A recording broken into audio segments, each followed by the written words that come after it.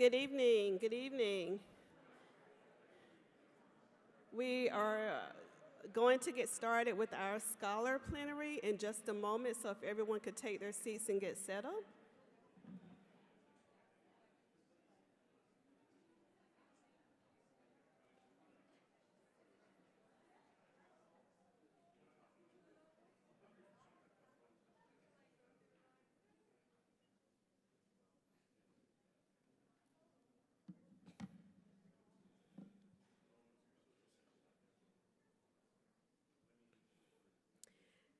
So now I would like to bring up Mike Davis from the NSF S-STEM program staff, and he will serve as moderator for tonight's plenary. He's also introducing our speaker of the evening.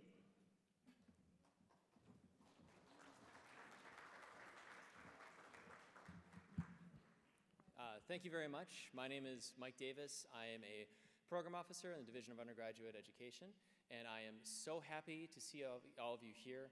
I'm a program officer for some of you. I'm a big fan of all of you, and we've had a great day and a half together so far.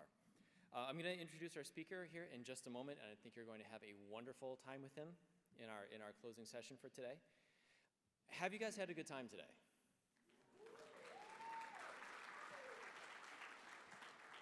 Have you learned something new about yourselves, about this S-STEM community, and the things that you're doing to contribute to that community?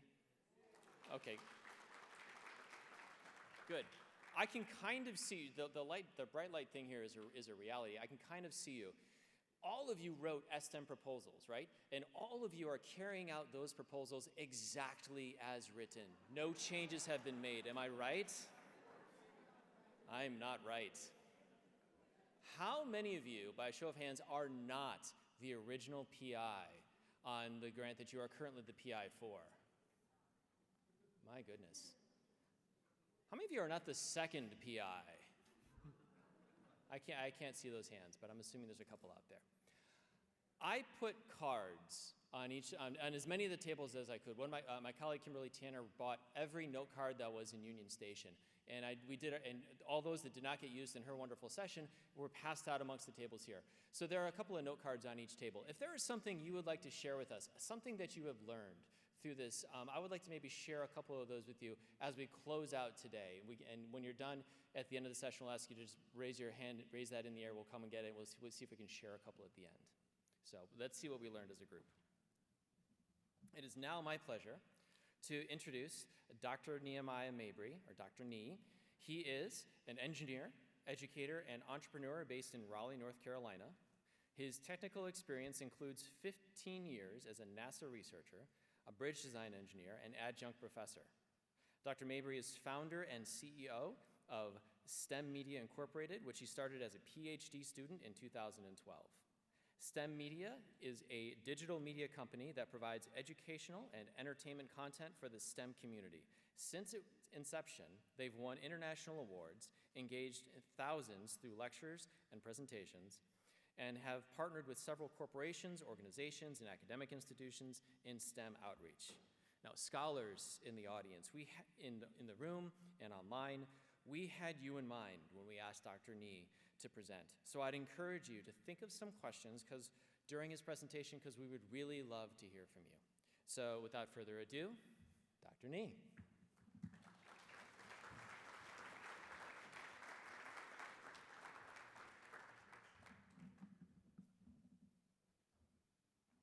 All right, test. All right, I need you all to do me a favor. Get this mic going. I need you to do me a favor and repeat after me. All right, here we go. What you are to be, you are now becoming. I'm going to try it again. I need a little more energy. All right, I know it's been a long day, but I need a little more energy. What you are to be, you are now becoming. All right, I'm going to flip it a little bit. I need you to say, what I am to be, I am now becoming. All right, last time. What I am to be, I am now becoming. All right, test. All right, here. So check this out, right? That is a statement on this idea of transportation. Not transportation, I'm sorry, transition. Get it right, Dr. Nee. Transition, transportation, transition, they're related. Whether you are a student, whether you are a professor, whether you're a PI, whether you're a researcher, regardless of who you are in a state of transition. You are in the process of leaving, in some respects, who you were and heading towards who you are becoming. Does that make sense? You're in a state of transition. As in a state of transition, it is extremely important that you do these transitions as a student, as you move through your professional career, your academic career, with one thing, and that thing is purpose. What did I say? Purpose. Now, you heard my introduction. I stand before you, of course, as an engineer. My background is in civil engineering, concentration in structural engineering. I've also worked as a professor. I teach. I'm an entrepreneur. But you know what? When I think about the things that I have transitioned to, things that matter the most to me, scholars, it will have to be none other than these four wonderful young ladies right here on the screen. That's right. Oh, okay. I'm going to let them know that they got a round of applause, right? So this is my wife and my 3 daughters. That's right. I am a triple platinum girl dad. Card carrying member. We meet every second and third Sunday. Let me know if you want to join. And what we have is 3 girls who I left just a few hours ago telling them I was coming into Washington, D.C. to talk to you. And when it comes to being a parent, when you transition, and people who have children can attest, when you transition from being someone who was just by yourself and free, and now you have little ones to look after, I can tell you that you begin to say things that you never thought you would say. In fact, I can even say that you don't always understand what you're saying.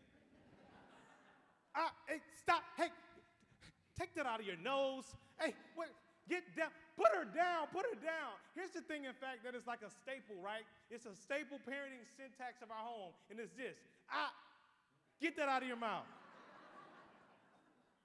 Because if y'all ever been with children, right, they experience the world with their hands and with their what? With their mouth, right? So there's this thing we have at our house, and you've probably seen it if you babysat children before. It's this rubbery thing that has a nice like bulb at the end of it, right? And I'm around a lot of STEM people, so we can get very technical, right? You know, you put it in the baby's mouth or in the baby's nose, right? And you squeeze the end, and then it creates like a negative pressure when you let go, right? And it literally does this thing. I think it's technically the term is de-boogerify the baby. Excuse me, I think that's a technical term. Correct me, I don't know, someone can fact check me. But that's what it does, right? That's what it's intended for. That's what it is designed for. That is its purpose. You follow me?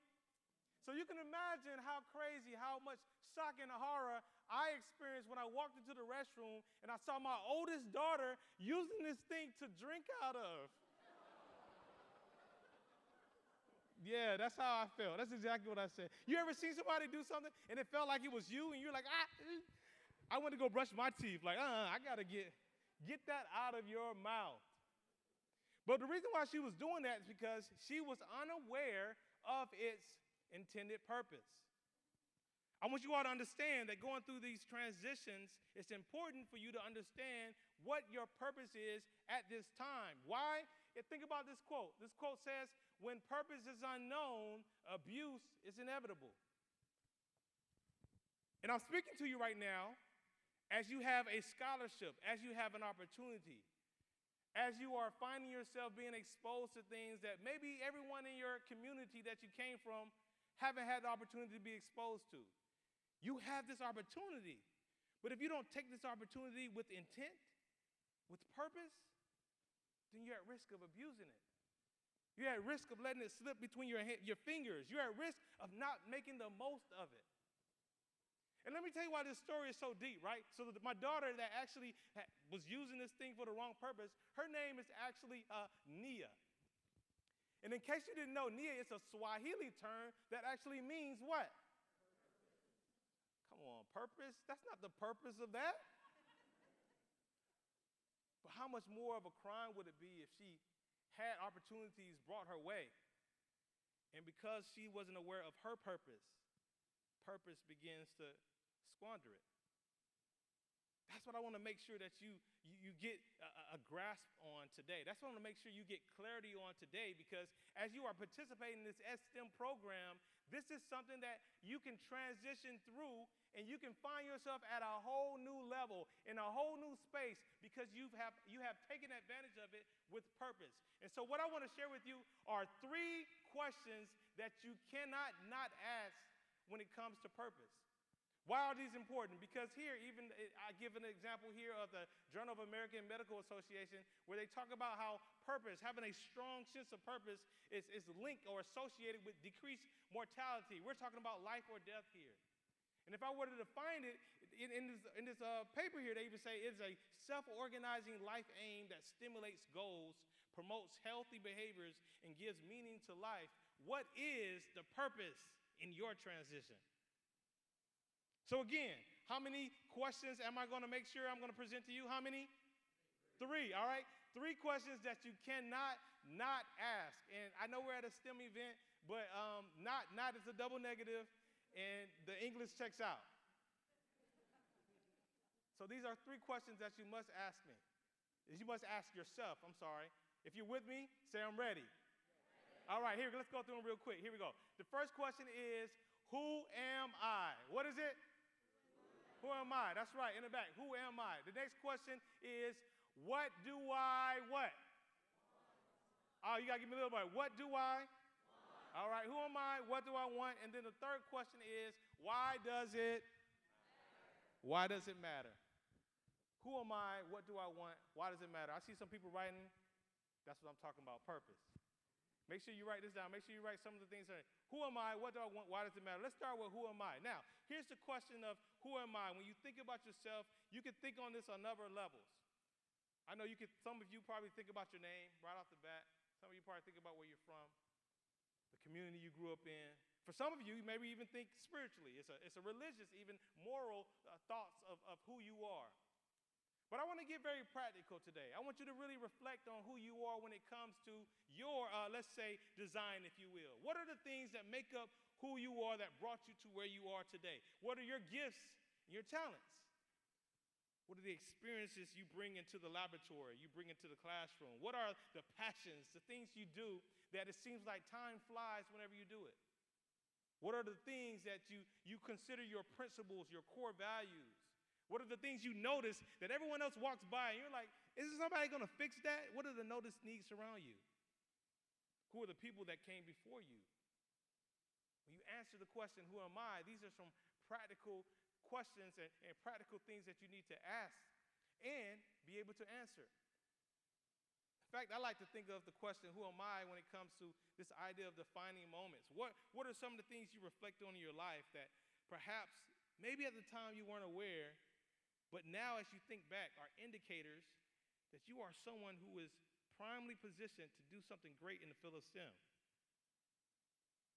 I'll tell you a story about me. Here's my defining moment that for some reason I just can't forget. I was in preschool, and y'all know preschool had those little bitty cheers. Y'all remember those very little cheers in preschool? And you would sit at the table, and they would always give you like some of the same things, Cheetos, peanut butter jelly, and like the little carton of milk.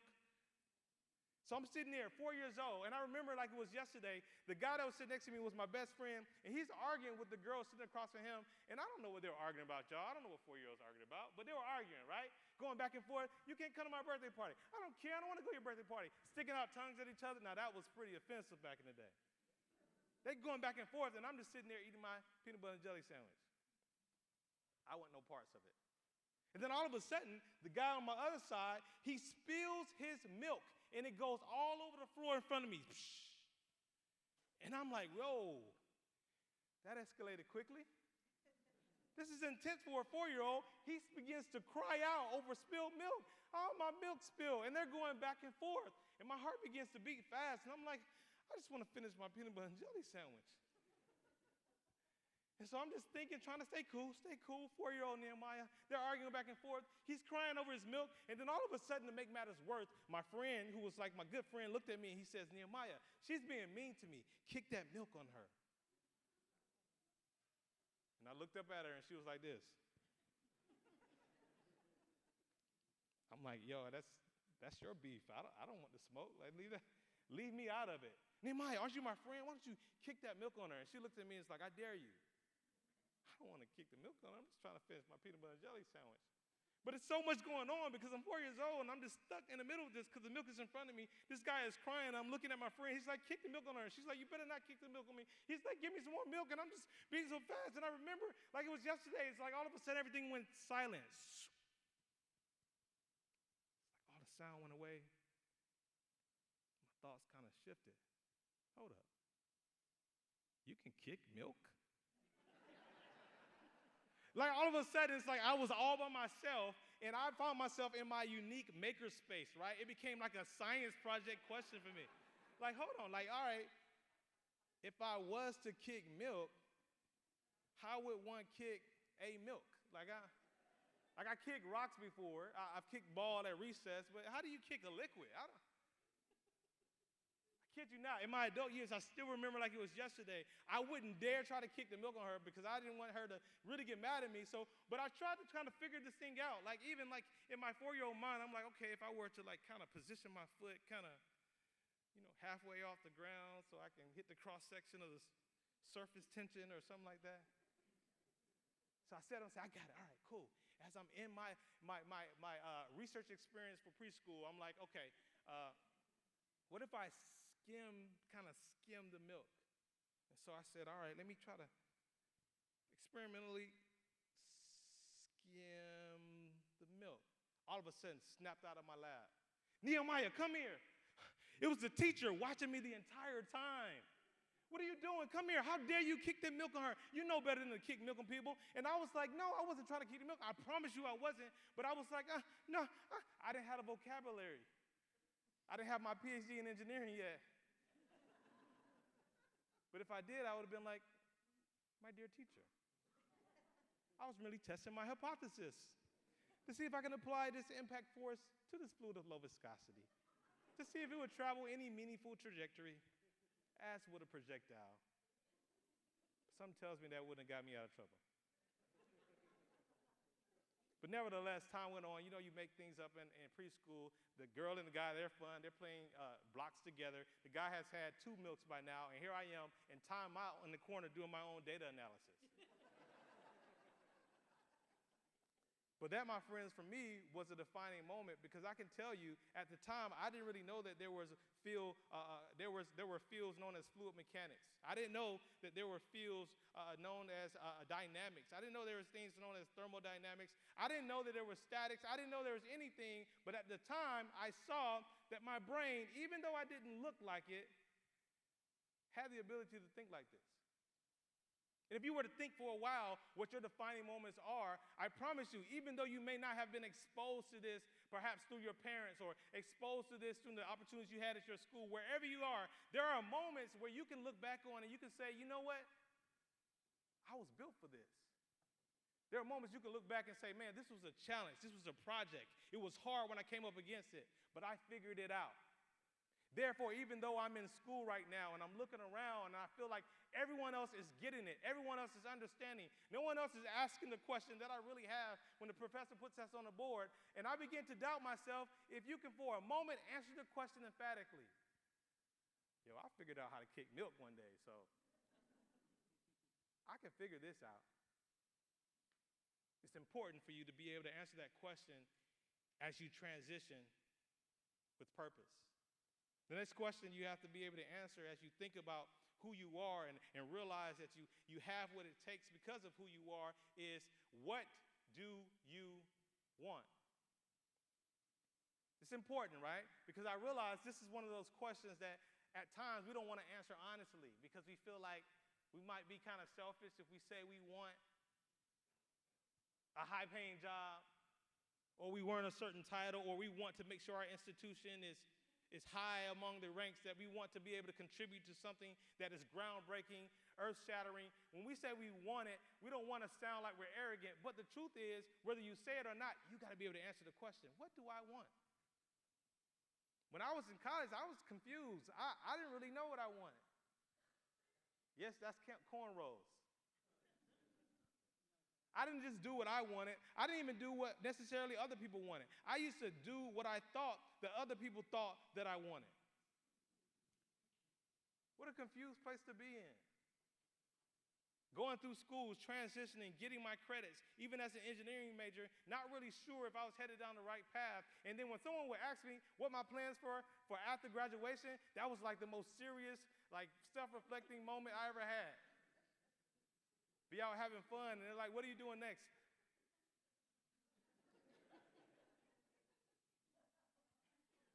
But it's important to be able to answer that question. Why? Because you got to be able to see it before you see it. You got to know it before you know it so that you can have it before you have it. I understand that there are going to be times when what you planned didn't quite work out, but if you can see it up here and you can know it, then you can have it. It's important to know what you want so you can know what you can say yes to and what you can, more importantly, say what? No to. Because there are going to be opportunities that come your way. And unless you have a clear sense of direction, a clear sense of purpose, a clear sense of what you want, it'll be easy to get off track. Several people that I knew from my community, several people I knew even from college that had incredible potential. But because they weren't clear on not only who they were, but what they wanted, they got off track. I don't want that for you. The people who brought you to this conference, the symposiums, don't want that for you. People that believe in you don't want that for you. So you have to be able to answer the question, not just who you are, but what you want. And then thirdly, why does it matter? Why does it matter? This is synonymous to this idea that people talk about in leadership even of finding your why. What is your why? And if I'm just halfway knowledgeable about the experience you're going through, which I think I am, some of you probably have asked yourself this question recently. I'm just trying to give away scholarships to students. Why is this so hard?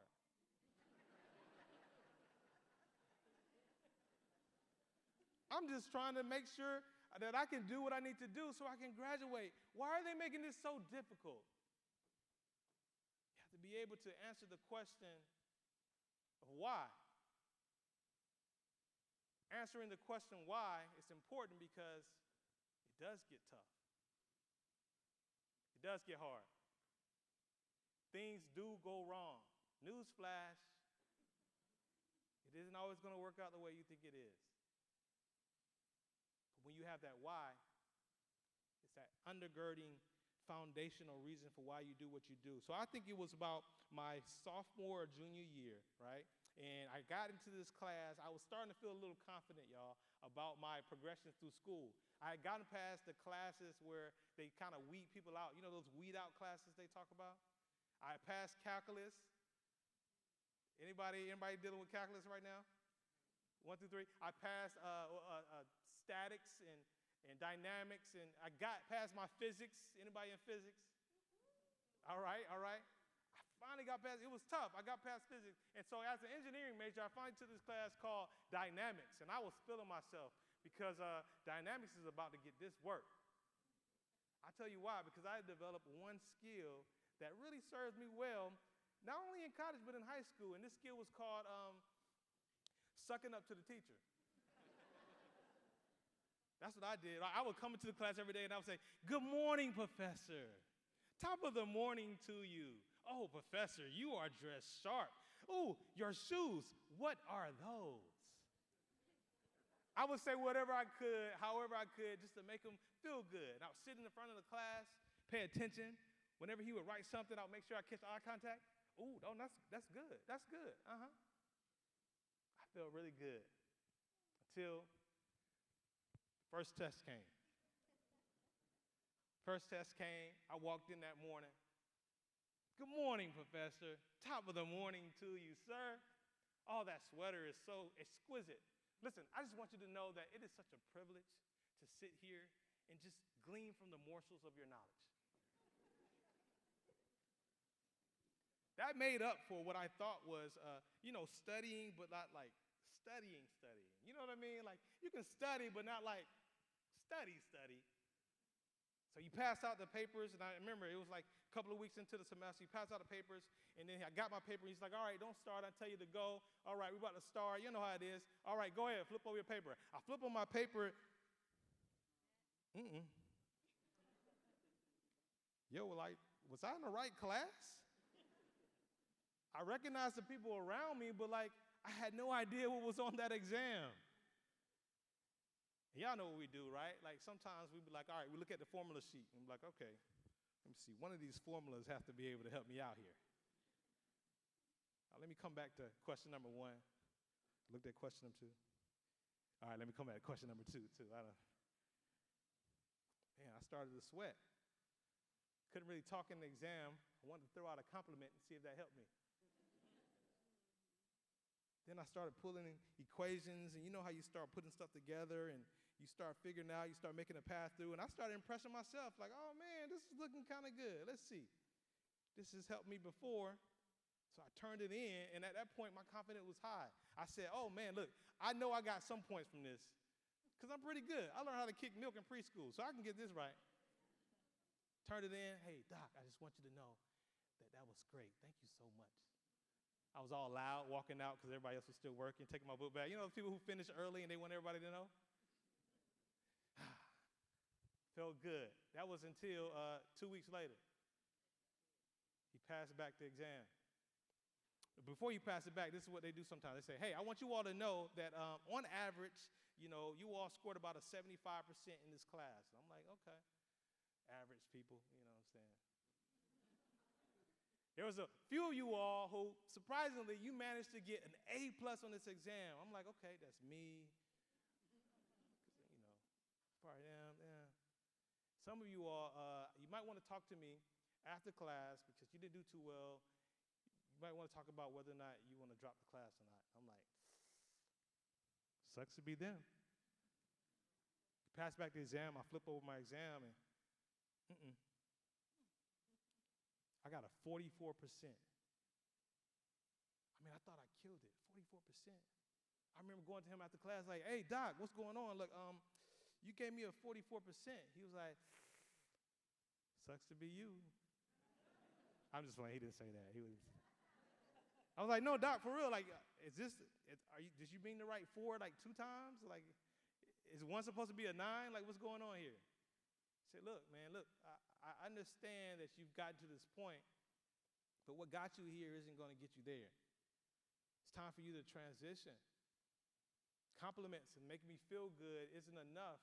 It doesn't substitute for you actually digging in and developing what you need internally to take it to the next level.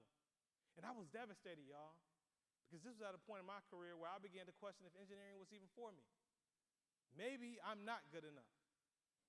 Maybe I should have just stuck to what I was doing that was easier. Maybe I should go back home and figure out another career path. Maybe I should try to get that job that someone said I could just get over the summer that paid pretty good, pretty decent amount an hour. I began to question. I figured it out. Like, this is my exit.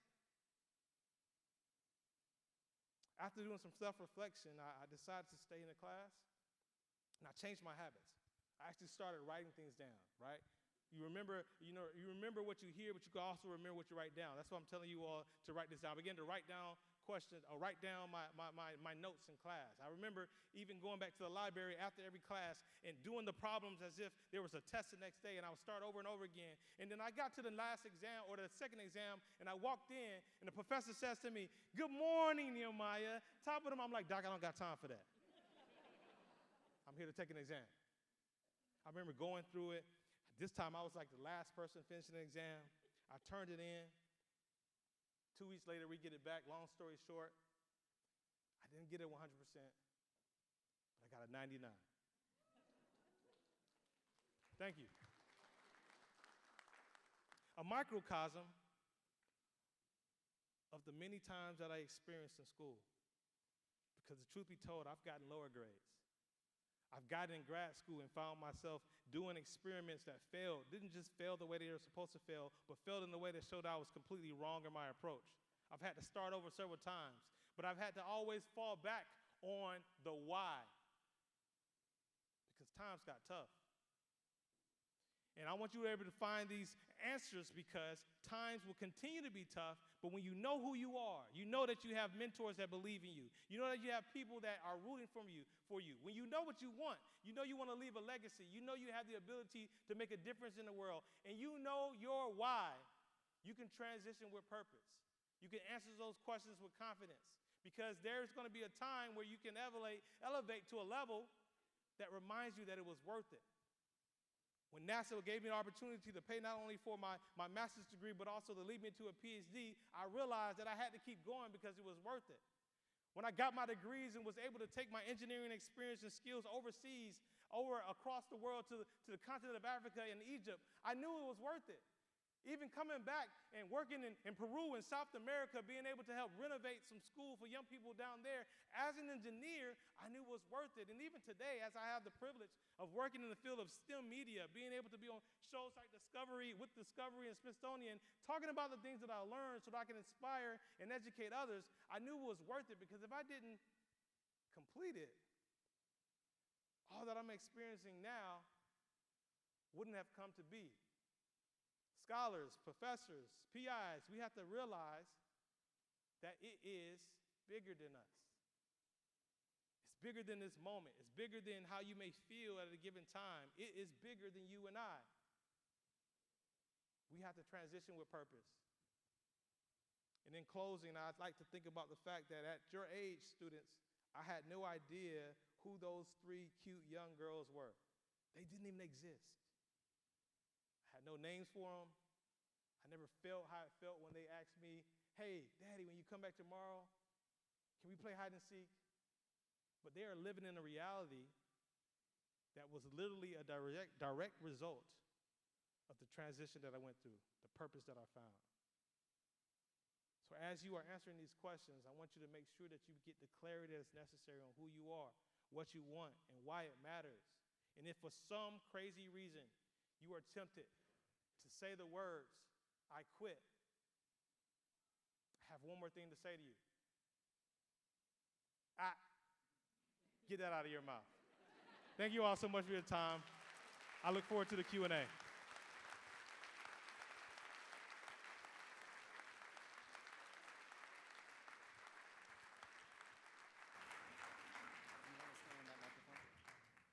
Okay. So I'm here to sort of field questions for Nehemiah. So there are microphones out here and available. Scholars in the audience especially would love to hear from you, so please come up, ask some questions, and maybe I can kick one off for you as well. So I'm thinking about this idea of license, and in the see it, know it, have it, I'm thinking about be it. Yeah. And at what point, as a student is going, a scholar specifically, kind of going through the transition that will make them the scientist that they are, when can they look in the mirror and say, I am that scientist, I am that engineer? I know art students might show up and say, I'm an artist on their first day. I'm not sure if people are saying that on day 1 of general chemistry. Yeah, no, I agree with you 100%, and I hear you. I believe that you determine when you can say it. And for some reason, sometimes we doubt ourselves longer than we should. An engineer is a problem solver, for example. You use math and science to solve problems. If you have ever done that, you're an engineer. A scientist is someone who engages the process of science to answer questions. If you've done that, you are a scientist. Whether or not you get a paycheck from it yet or not, you can say it. You can determine when that time is. And that all goes hand in hand in seeing it, knowing it, having it, and being it, because what you are to be, you're now becoming. We have a question right here. Yeah, thank you for the presentation. I have one student with me here, and I wish all my students could be here to hear you. But one question I have is that I have a lot of students who are very focused on the goal, but then sometimes it's time to change, right? They're forcing themselves into an idea they had before. And it's really hard for them to switch. And then I talk to them about allowing themselves to hear themselves and to learn from that. Yeah. So with this vision that you have of sticking to the goal and who you see, how do you accommodate transitions within that of being able to walk away and choose a different direction? For For sure, for sure. And that's why, thank you, great question. And that's why it's very important that you get clarity on the things I talked about, that purpose. Because at the end of the day, it's bigger than a specific job. It's bigger than a specific title. When you are clear on, again, what you have to offer the world in terms of strength, when you're clear on what you want outside of just having a certain position. I know that I want to fulfill the opportunities to inspire and be inspired in the fields of engineering, education, and entrepreneurship. Then you can perhaps change your major, change your path, and still be true to your purpose. Think of it like your purpose is you. The major or the job is just a vehicle that you're driving as you are on your path or your transition of purpose. You can change vehicles, but that core of who you are, once you're clear on that, that stays the same. And that's different from changing because it just got too hard or because you don't feel like it anymore. So getting clear at your core is really the difference. Thank you for the question. While we're waiting for some more questions, I have another one for you. As I was learning about you, this is like a really fun thing for me to do throughout the week, Google you and come up with all the different videos that are out there. You talk a lot about STEM media and the transition that's going on there. Can you talk a little bit about like what that transition means for you? Sure, yeah. So STEM media, one of the things that you all probably can attest to is that none of us are one-dimensional. None of us only like one thing. Sometimes we like math and we like dance. Sometimes we like chemistry and we like hip hop, right? Like we like a number of things. And having that interest in a number of things, I think there's something beautiful about being able to combine those things. And so when I was going through school, I often kept all of my creative interests alive, even though I was pursuing my STEM degree. But when I began to realize that some people were leaving STEM because they didn't feel like it was a place for them, they didn't see themselves, they couldn't resonate with how it was presented, I began to do the same thing or create the image that for me was in my head all along. And that is this intersection between the technical and the creative. And what started as just like a personal extracurricular activity has grown now to a full-fledged media company, an ed tech company. And so it started when I was in grad school, PhD, making videos on the campus of North Carolina State University, to where now it is something that is very much the largest part of my career, where we are producing events, we're producing shows for platforms like PBS, and we're building technology to house not only career opportunities in STEM, but also content and community to help elevate and empower people like us. So thank you for that question. My pleasure. We have another question over here. Hi, I'm a scholar, and as a student, you get a lot of advice from everybody, right? Whether that's your professors, your friends, your family. And my question is, because you mentioned in your presentation that there was a point whenever you thought what you should do was what other people thought, that you thought that they thought that you should do, right? So my question is, how did you transition from that mindset into finding your purpose? Yeah. That's a really great question. Yeah. And I have a very practical answer. Take the time. Take the time. And what I mean by that is take the time in terms of realizing that you're not going to figure it all out right away. So give yourself a little grace when you're like, man, I can't figure it out. Because truth be told, some people that give you that advice probably still haven't figured it out. They're still trying to figure it out themselves, right? But take the time on the macro scale of your life. Like, don't feel like you're going to have to get all the answers. You may just get the next couple of steps and then figure it out as you go. And then the other thing I would say is take the time on the micro. I think it's important for you to make sure you schedule in your day or in your week time for your own self-reflection. Time for you to make sure you separate yourself from the noise. Because you know how it is, man. Like, we go to sleep, and then we wake up, and we check our phone, like, let me see if anybody liked that post I put up yesterday, right? That's noise sometimes. And so you have to make sure you take time to, like, make sure you separate the noise, right, the voices of other people from the voice that really matters, right? And so that is important for you to take time on a regular, recurring basis, too. So you can sort of, like, recalibrate and make sure you're not all the way over here, and you realize, like, I didn't even want to come over here. What am I doing over here? You know what I mean? So take the time on the micro in terms of your regular, daily, weekly life, but then also take the time on the macro by realizing that you're going to figure out a little bit more and more as you continue to go, and you get more and more clarity as you continue to walk. Thank you. Yeah, no problem. So we support a number of scholars who are themselves at community colleges. Okay. And they're often making the transition to a four-year institution. They're going from somewhere where they have built up a little bit of familiarity, got a couple of steps onto their academic path, feel good, feel familiar, and then they're going to take a really big step. How can they use some of the things that you're talking about to manage that step, something a little less familiar? Yeah, so there are a couple of directions. So just to make sure I understand your question, they get into a place where it's like, all right, this is a big step. Maybe it's taking a job that's like the most responsibility they've ever had, or like you said, going from a community college to a four-year institution where it's just a few people to it's now it's like, wow, it's a lot going on here. I think there is a lot of, I guess, anxiety and trepidation that can come from a number of places. One of the places that people often talk about is this idea of imposter syndrome, whether you want to call it or not, right? But this whole like, am I good enough? I don't know, right? And I think there's some things you could do. One, I want to encourage all of you, to count your wins. Because sometimes when you're ambitious and you're going towards a goal, you can get a win and then forget about it, keep going. Something will be hanging over your head for weeks. You finally conquer that thing, and then you're just like, okay, on to the next thing. No, take a moment and count your wins. I've even heard someone say that, hey, you should create your resume for your jobs you're applying for, but also your brag on yourself resume. That every now and then when you find yourself about to take another step, you can look back at that resume and say, you know what, I took a couple of big steps in the past before. Like there have been some other steps, maybe even not necessarily in academia, maybe not necessarily in my career in STEM, but I've done some pretty big things. And so you can remind yourself that you belong here and you have what it takes.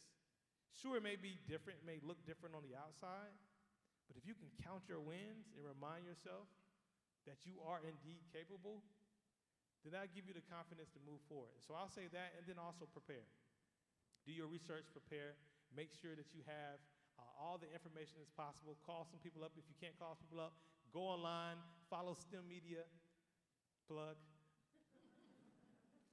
Put out a post, put out a DM and say, hey, has anybody ever done this before? And then you should get some feedback. That's all part of your preparation.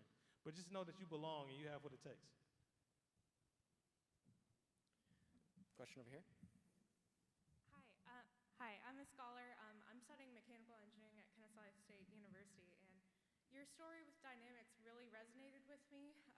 Thank you. I took it last fall, and I got a 70 on the first exam, which was pretty world-breaking to me.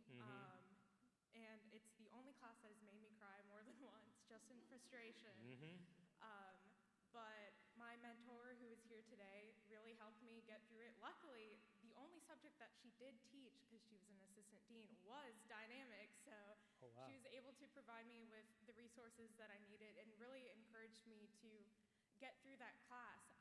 And she actually inspired me to become a tutor. We call it the supplemental instructor for that class, because I didn't want other students that were struggling to go through the same frustration that I went to. So I kind of grew to love the class. I still hate it a little bit. I associate really negative feelings with it. But Dr. Lori Louder is my role model. Who is yours? A good question. Doctor, are they here? Where's your doctor? Wave your hand. Let's give them a hand. Wave your hand. All right, doctor. Thank you, and thanks to all of you who are doing similar things for your students. Who's my role model? I have a lot, right? And I usually answer this question with the first person that comes to mind. And I remember there was someone who was my mentor at NASA. His name was Dr. Banks. I didn't take any of his classes, but he was an African-American male working at NASA Marshall Space Flight Center. He used to talk to me as if I was going to get my PhD before I even thought about getting a PhD. Like, he used to be like, yeah, so when you get your PhD, and I'm like, hold up, who said we doing a PhD?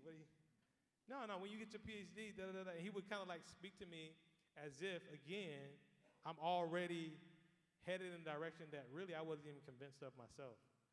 And so what I've learned that when it comes to being a mentor or when it comes to being a role model, oftentimes you're creating something for someone else to believe in, even when they don't have enough to create that belief within themselves. So almost like you borrowed her belief in you, right?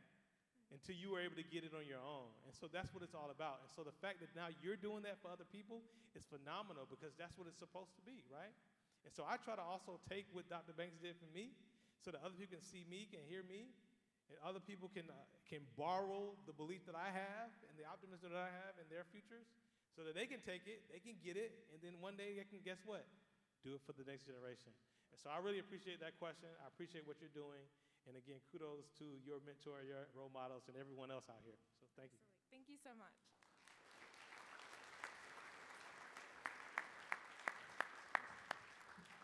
So I think that might be a good one for us to end on. So we give another hand to Dr. Nee, please.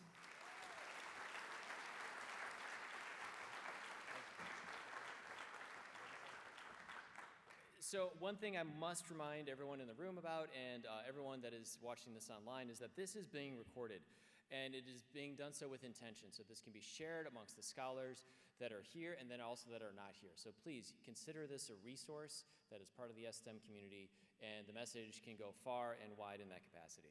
Now, earlier on I asked you if there was anything interesting that you learned, and we're trying to get to dinner, so I'm not going to extend this any longer.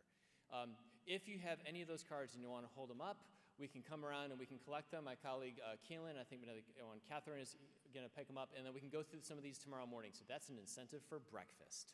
So we can do that. But Iris is going to come up and go through some closing business for us. So thank you very much.